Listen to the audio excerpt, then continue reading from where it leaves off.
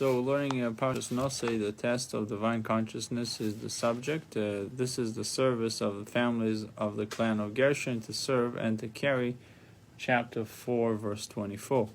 So the Torah's idiom for taking a census is lifting up the head.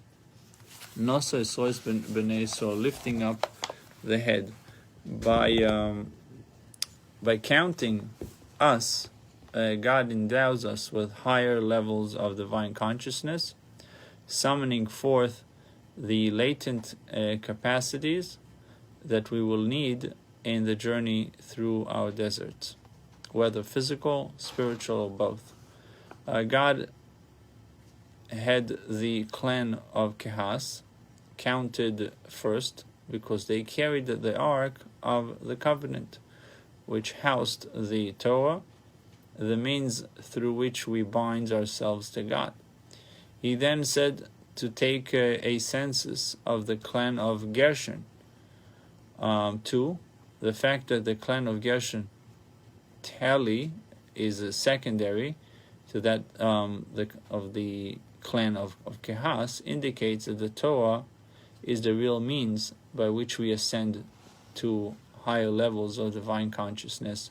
But once our mind is elevated, our whole life can be elevated together with it. So once the clan of Kehas is lifted up, we can raise the clan of Gershon too.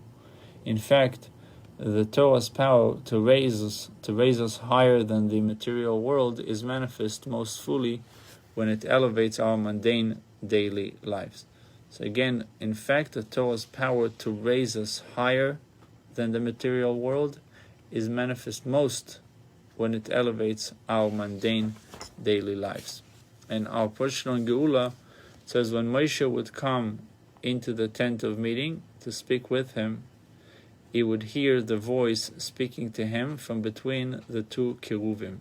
Chapter 7, verse 89, in this week parsha, Moshe would hear a koil midaber elov, the voice speaking with him, the numerical value of which is the same as Mashiach ben David. So the voice speaking with him, the numerical value of which is the same as Mashiach ben David. The presence of Mashiach emerged from between the two Kruvim, as the Mizrich Magid taught.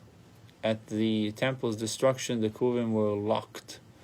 The Kruvim were locked in embrace. They were hugging each other, representing the union of God and the Jewish people through which the soul of Mashiach was born into the world.